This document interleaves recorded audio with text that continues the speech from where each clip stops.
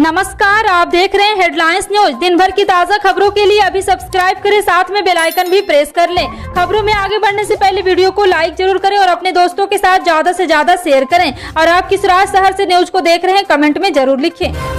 उत्तर प्रदेश के उन्नाव जिले में मौसम का मिजाज बदलने के बाद मौसमी बुखार के बीच संक्रामक बीमारियों का कहर थमने का नाम नहीं ले रहा। जहां जिले में डेंगू का कहर जारी, डेंगू से पीड़ित मरीजों की संख्या तेजी से बढ़ रही। स्वास्थ्य विभाग के आंकड़ों के अनुसार जिले में अब तक 100 से ज्यादा लोग डेंगू से संक्रमित पाए जा चुके हैं, जबकि प्राइवेट लैब में यह आंकड़ा और बड़ा है। डेंगू के बढ़ते दायरे के बीच स्वास्थ्य विभाग मरीजों को समय से रिपोर्ट नहीं दे रहा है। जाँच के लिए भेजे जा रहे सैंपल की रिपोर्ट समय से नहीं जा रही है। समय से रिपोर्ट न आने से स्वास्थ्य विभाग डेंगू मरीजों के आंकड़े में खेल कर रहा है। दुनिया भर में हर साल 15 लाख मौतों की समय से पूर्व मृत्यु होने की वजह महीने और प्रदूषण कण को हो सकते हैं। एक रिसर्च स्टडी के अनुसार वायु प्रदूषण का स्तर सोच से कहीं अधिक खतरनाक है। विश्व स्वास्थ्य संगठन यानी कि WHO के हाल के एक आकलन के अनुसार हर साल वायु प्रदूषण के बारीक कणों से लंबे समय तक संपर्क में रहने के कारण 42 लाख से अधिक लोगों की समय से पहले मौत हो जाती है। एक्सपर्ट का कहना है कि PM 2.5 कण के कारण दुनिया भर में 15 लाख अतिरिक्त मौतें हो सकती है। दिल्ली NCR में जारी वायु प्रदूषण के बीच यह स्टडी सावधान करने वाली है। हिमाचल प्रदेश में विधानसभा चुनाव प्रचार के आखिरी दिन मुख्यमंत्री जयराम ठाकुर ने गुरुवार को कांग्रेस पर जमकर निशाना साधा। जयराम ठाकुर ने कहा है कि कांग्रेस बस राजनीति की खातिर पुरानी पेंशन योजना का मुद्दा उठा रही है। उन्होंने सवाल किया कि यदि कांग्रेस को एहसास हुआ कि नई पेंशन योजना को अपनाना एक भूल थी, तो उसने वर्ष 2012 से 2017 तक अपनी सरकार ने पुरानी पेंशन योजना को क्यों नहीं बहाल किया।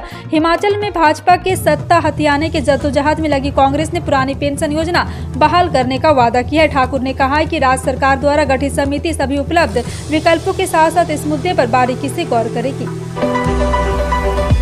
अगर आप महंगाई से परेशान हैं तो आपके लिए राहत देने वाली खबर आ रही है। अक्टूबर में खुदरा महंगाई में तेज गिरावट आने की उम्मीद है। महंगाई लगातार 10वें महीने केंद्रीय बैंक के 6% से ऊपर के स्तर से ज्यादा रही।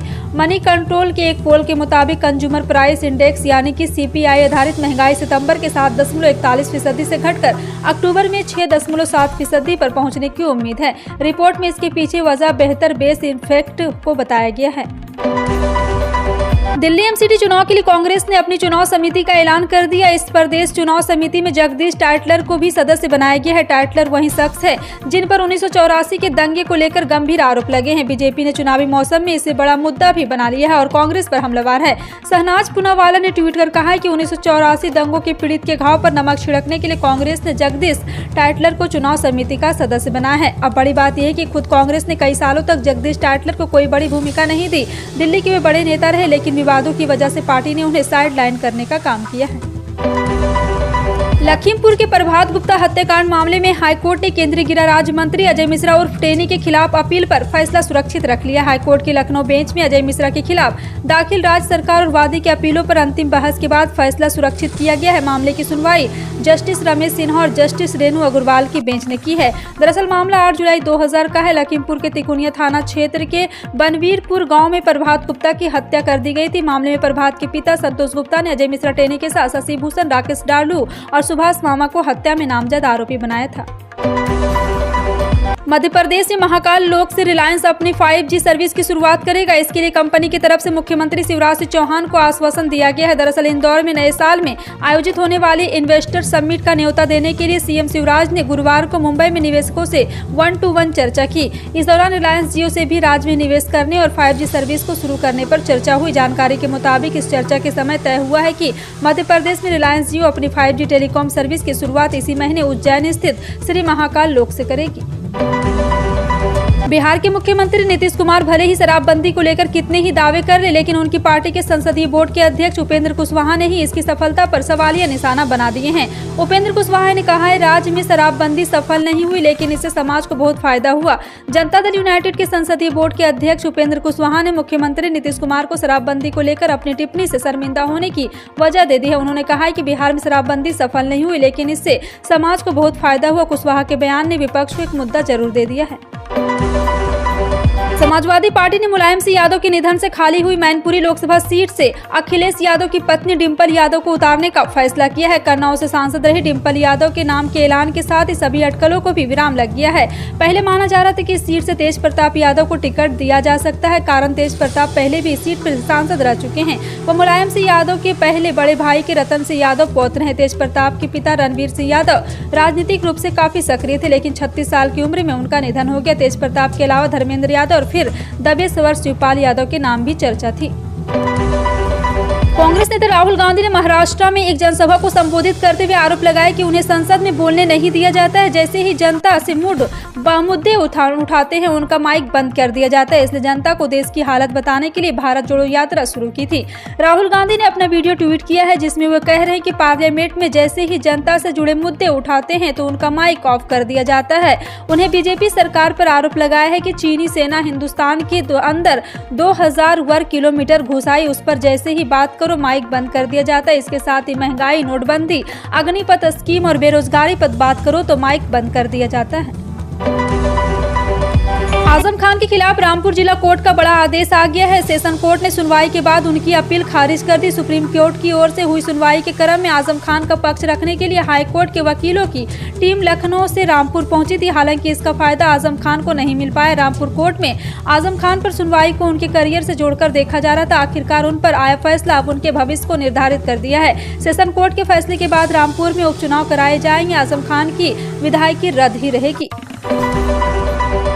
बिहार सरकार ने केंद्र से महात्मा गांधी राष्ट्रीय ग्रामीण रोजगार गारंटी अधिनियम परियोजनाओं के तहत लंबित 1045 करोड़ रुपए और प्रधानमंत्री आवास योजना के तहत 3007 करोड़ रुपए बिना किसी देरी जारी करने का आग्रह किया है।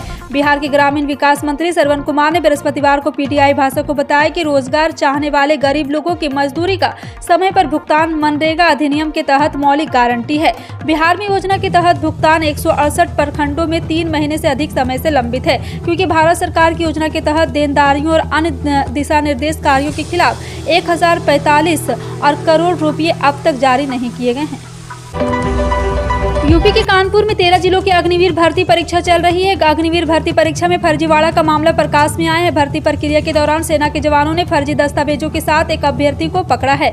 दस्तावेज और बायोमेट्रिक जांच के दौरान उसकी पहचान उजागर हो गई। कर्नल डायरेक्टर रिक्रूटिंग ने मुन्ना भाई अभ्यर्थी के खिलाफ मुकदमा दर्ज कराया। अरमापुर पुलिस अभ्यर्थी आबिद से पूछताछ कर रही है। भ्रामक विज्ञापनों का हवाला देते हुए आयुर्वेद और यूनानी लाइसेंस अथॉरिटी उत्तराखंड ने पतंजलि के उत्पाद को बनाने वाले दिव्य फार्मेसी को 5 दवाओं का उत्पादन करने को कहा है। Blood pressure, diabetes, goitre, glaucoma और हाई कोलेस्ट्रॉल के इलाज में इन दवाओं का इस्तेमाल किया जाता है। इनका नाम है बेपीग्रिट, मधुग्रिट, थायरोग्रिट, लिप्टोम और आईग्रिट गोल्ड। केरल के एक डॉक्टर केवी बाबू ने जुलाई में शिकायत की थी। उन्होंने पतंजलि के दिव्य फार्मेसी की ओर से drugs and magic remedies, drugs and cosmetic act 1940 और ड्रग्स एक्ट कॉस्मेटिक रूल 1945 के बार-बार उल्लंघन का आरोप लगाया था। सोशल मीडिया कंपनी ट्विटर के नए मालिक एलन मस्क ने कर्मचारियों को अपना पहला ईमेल भेजा है। बुधवार देर रात भेजे इस ईमेल में उन्होंने कर्मचारियों से आने वाले दिनों में मुश्किल वक्त के लिए तैयार रहने को कहा है। ब्लूमबर्ग न्यूज के मुताबिक एलन मस्क ने अपनी ईमेल में कहा है कि अपनी बात को सुगर कोट करने का कोई तरीका नहीं है। यह बताने की जरूरत नहीं कि आर्थिक स्थिति क्या है और विज्ञापन पर निर्भर ट्विटर जैसी कंपनी पर इसका क्या असर हो सकता है। इसके साथ ही उन्होंने कर्मचारियों से साफ कहा है कि अब उनकी ऑफिस आना होगा। भारतीय टीम को इंग्लैंड ने T20 वर्ल्ड कप के दूसरे सेमीफाइनल में 10 विकेट से करारी मात दी। इस मैच में भारतीय टीम ने पहले बल्लेबाजी करते हुए 6 विकेट खोकर 168 रन बनाए। पहले 10 ओवर खत्म होने के बाद ऐसा माना जा रहा था कि टीम इंडिया 150 के स्कोर तक भी नहीं पहुंच पाएगी, लेकिन विराट कोहली और हार्दिक पांड्या की हाफ सेंचुरी के दम पर भारतीय टीम एक सम्मानजनक स्कोर तक पहुंच गई। वहीं इस मैच में युवा विकेटकीपर बल्लेबाज ऋषभ पंत से भी एक अच्छी पारी की उम्मीद थी, लेकिन वो सिर्फ 6 रन बनाकर आउट हो गए। हालांकि इसके बावजूद भी सोशल मीडिया पर पंत की जमकर तारीफ हो रही है। यदि आपको भी अपना आधार बनवाए करीब 10 साल हो गए हैं तो सरकार के नए नियम आप ही के लिए है। सरकार ने आधार से जुड़े नियमों में बदलाव कर दिया है। अब आपको 10 साल पूरे होने पर कम से कम एक बार आधार डेटा अपडेट करवाना जरूरी होगा। इलेक्ट्रॉनिक और सूचना प्रौद्योगिकी मंत्रालय द्वारा इस संबंध में नोटिफिकेशन भी जारी कर दिया गया है। जारी गजट पत्र में प्रकाशित अधिसूचना के अनुसार आधार अपडेट होने से केंद्रीय पहचान डाटा भंडार में संबंधित जानकारी के निरंतर आधार पर सटीकता सुनिश्चित करेगी।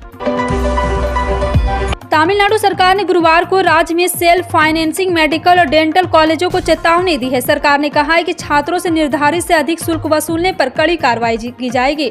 बता दें कि 50 से अधिक छात्रों ने राज्य के स्वास्थ्य विभाग और चिकित्सा शिक्षा से संपर्क किया था, जिसकी राज्य के स्वास्थ्य सचिव और सेंथिल कुमार ने सरकार के विभाग से शिकायत पर बताया कि कॉलेज छात्रों निर्धारित दरों से अधिक शुल्क मांगा जा रहा है। राज्य के स्वास्थ्य सचिव सेंथिल कुमार ने सेल्फ फाइनेंसिंग मेडिकल और डेंटल कॉलेजों से अधिक शुल्क नहीं लेने या उनके लाइसेंस रद्द करने सहित बड़ी कार्रवाई का सामना करने का आह्वान किया है। हिमाचल प्रदेश में विधानसभा चुनाव के लिए गुरुवार शाम 5 बजे से प्रचार का शोर थम गया। प्रचार के अंतिम दिन सत्तारूढ़ बीजेपी और मुख्य विपक्षी दल कांग्रेस और आम आदमी पार्टी समेत अन्य ने अपनी पूरी ताकत झोंकी। प्रचार का शोर थमने के साथ ही प्रत्याशी मतदान से एक दिन पहले तक बिना किसी शोर शराबे के डोर टू डोर संपर्क करेंगे। वहीं राज्य के अलग अलग विधानसभा क्षेत्रों में पहुंचे बाहरी स्टार प्रचारकों और राजनीतिक हस्तियों का वापस लौटना भी शुरू हो गया है। आपका इन सभी खबरों पर क्या कहना है, कमेंट सेक्शन में टाइप करके जरूर बताएं। इसी तरह की पल पल की अपडेट जानने के लिए जुड़े रहें आप अपने हेडलाइंस न्यूज के साथ। मिलते हैं अगली बड़ी खबर में, तब तक के लिए जय हिंद।